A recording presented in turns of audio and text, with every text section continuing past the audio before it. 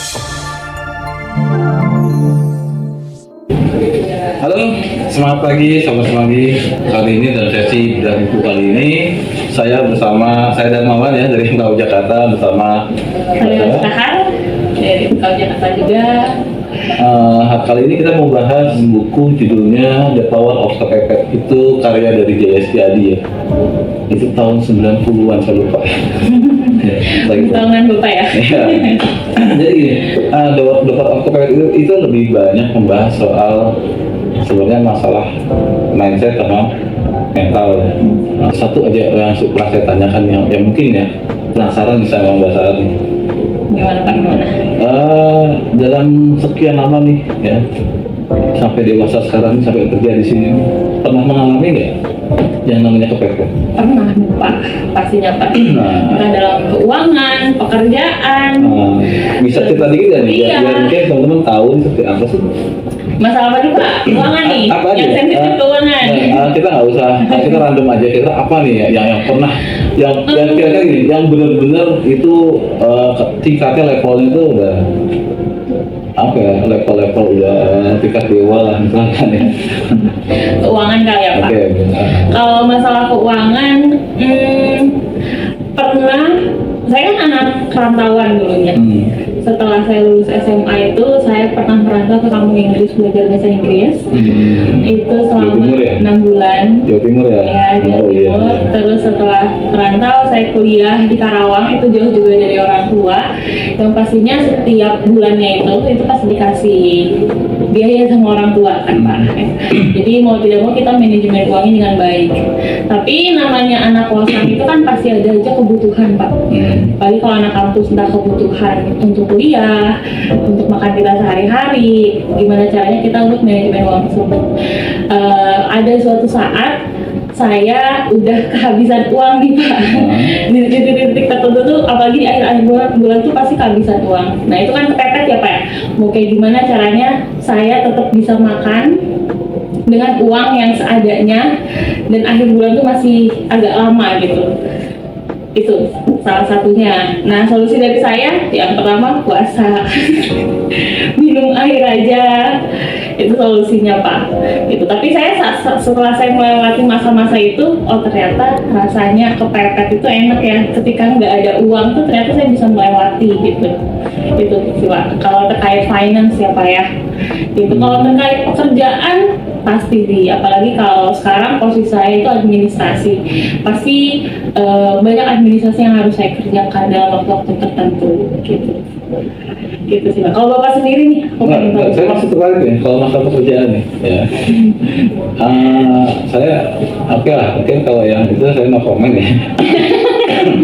Kalau pekerjaan nih, misalkan kita udah kepepet masalah deadline pekerjaan, deadline. karena apa kita punya tanggung jawab yang harus selesai. Iya benar Pak. Rasanya gimana? Pertama rasanya dulu, rasanya gimana? Begitu juga Rasanya ngerasa hektik banget sih Pak. Kalau bekerja kepepet tuh ngerasa hektik banget itu. Tapi kalau setelah kita lewati, oh ternyata bisa selesai juga ya gitu. Meskipun Nah, solusinya waktu itu apa gitu? Nah, nggak perlu dirinci ya, cuma maksudnya secara global aja, apa sih yang dilakukan bahasa Arab untuk bisa melewati masa keterpepetan dalam pekerjaan itu? Kayak apa yang dilakukan bahasa Arab? kerjain aja yang ada di depan mata, to-do list biasanya.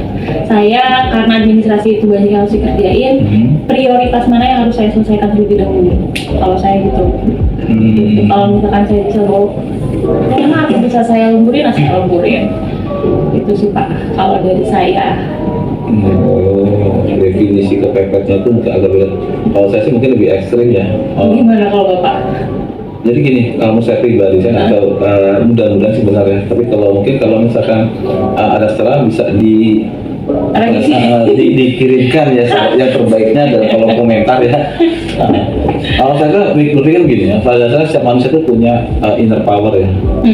Manusia itu dilahirkan tuh Tuhan tuh sebenarnya punya sebuah kekuatan yang sebenarnya di dalam diri kita ada. Nah, cuma terkadang tuh kita bukannya tidak bisa, cuma kita tidak tahu cara mengendalikannya untuk mengeluarkan apa sih kekuatan dalam diri kita itu seperti apa, karena kita nggak tahu. Contoh kecil ya, misalkan nih pembahasan loncat dari sini ke sana bisa nggak ya? Ke ujung sana tuh, dari sini ke sana satu kali loncatan bisa. Enggak. Tapi kalau saya kasih anjing sini bisa nggak? Mau tidak mau harus bisa. Nah itu maksudnya kadang-kadang tuh ada sesuatu ya yang satu kondisi yang buat kita melakukan hal yang di luar nalar kita, luar kemampuan. Dan kalau saya sendiri merasa itu sebenarnya semua manusia punya. Karena kalau saya baca, saya pernah baca mungkin sedikit artikel ya di Google ya. Ada misalkan ada seorang keluarga, sebuah keluarga ya, ibu dan anak mengalami kecelakaan, mobil terbalik ya kan, ibunya bisa keluar, anaknya masih terjebak. Itu mobil terbakar, tiba-tiba ibunya itu seperti semacam punya kekuatan tersendiri ya, dia bisa mengangkat mobilnya itu untuk menyelamatkan anaknya. Salah bisa kan nggak masuk akal ya. Cuma kalau saya pernah baca itu terjadi. Jadi mungkin kalau saya lebih ke arah sana, kepepet itu berada di posisi yang benar-benar sulit segala macam, tapi terkadang jalan keluarnya itu terlalu dirumitkan. Betul, dengan overthinking. Jadi jawabannya sebenarnya simpel ya. Cuma karena kita mungkin sudah overthinking, pikiran kita udah menjauh ke sana, akhirnya menjadi ruwet. Nah itu yang timbulnya perasaan seperti kepepet. Contohnya kayak pekerjaan dasar kan. Wah saya kepepet, deadline segala macam ya. Solusinya kan gampang sebenarnya. Kalau dicicil dari awal kan apa ada kepepet kayaknya nggak ada ya. Nggak akan ada sih Pak. Ya. Dari awal cicil deh ya kan. Pekerjaan untuk minggu depan saya dari sekarang gitu. Nanti begitu pas hari H-nya kan kayaknya nggak ada kepepet ya. Ya. Jadi sebenarnya kan itu hal sepele solusinya. Tapi kita mikirnya kan udah terlalu jauh. Nah, itu kalau menurut saya pribadi. Kalau dari pengalaman Bapak nih, hal yang pernah Bapak rasain ketika kepepet tuh kayak gimana? Yang pasti kepepet itu nano ya, campur-campur ya, gelisah, takut, segala. Cuma gila, sebenarnya kita harus sadari, kita ngakuin sebenarnya pada saat kita kepepet itu adrenalin kita lagi iya, degup jantung segala macam. Saya mikir di saat seperti itu kalau kita bisa berpikir tenang segala macam, kadang-kadang kita bisa melihat sesuatu dari sisi yang lain, istilahnya reframing ya kalau saya. Jadi ini ada satu objek ya, selama ini kita melihat begini ya, terkadang solusinya kita harus bisa pada saat kepepet sebenarnya yang pertama adalah gimana caranya kita bisa melihat objek masalah kita ini dari sisi yang lain,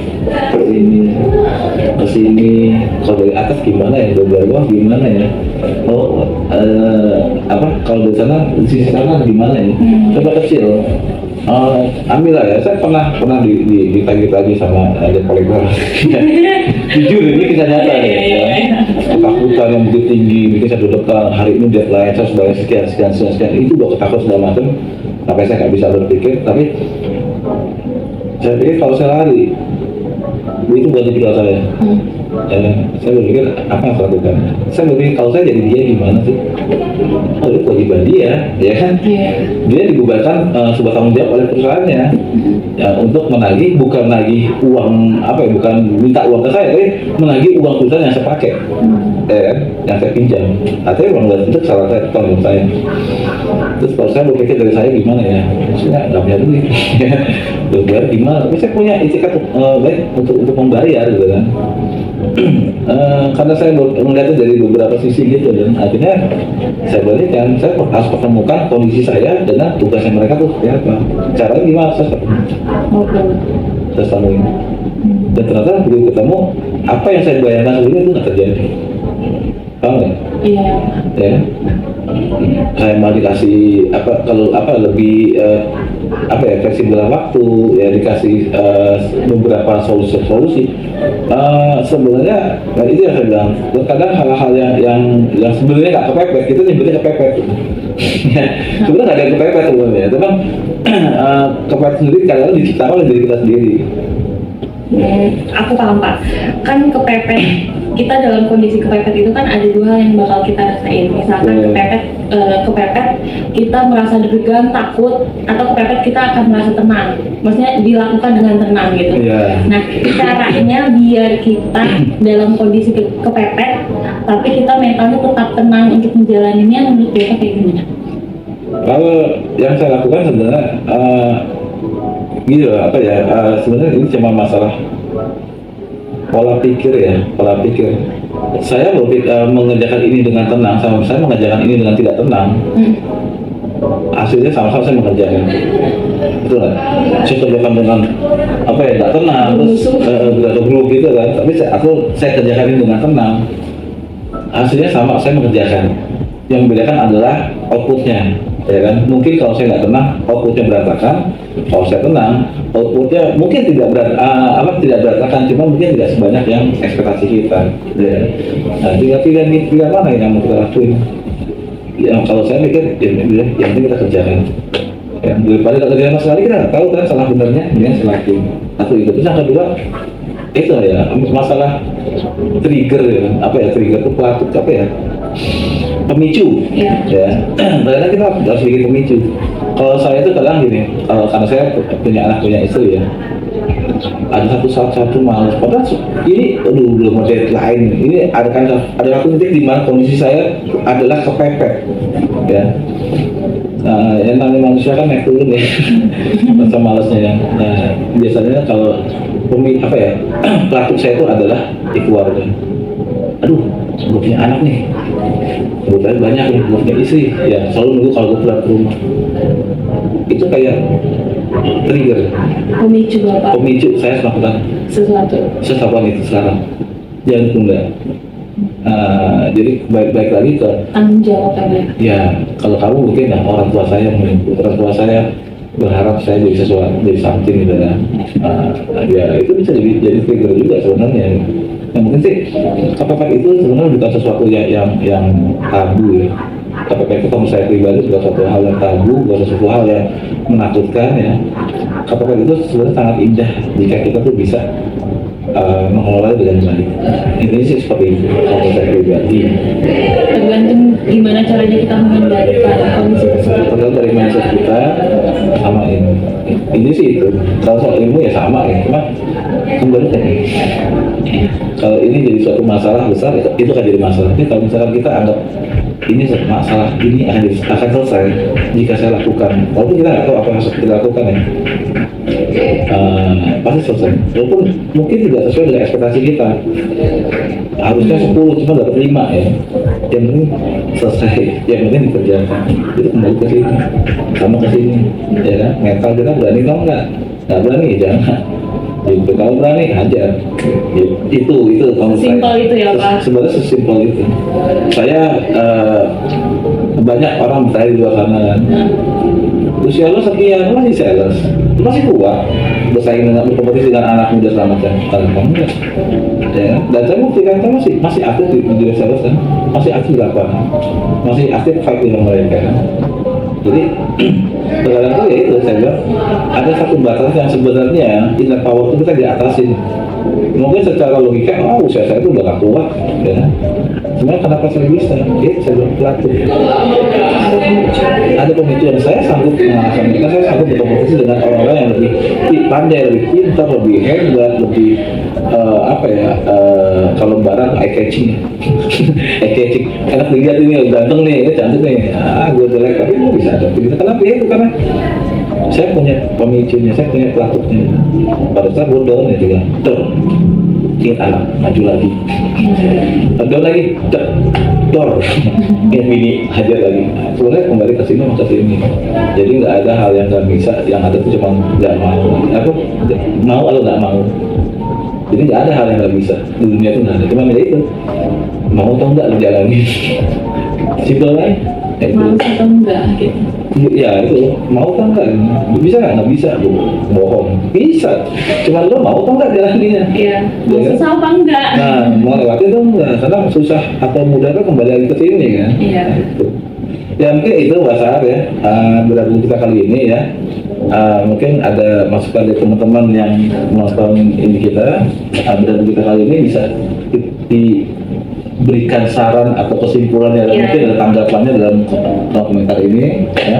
Semangat pagi Pagi luar biasa. Terima kasih.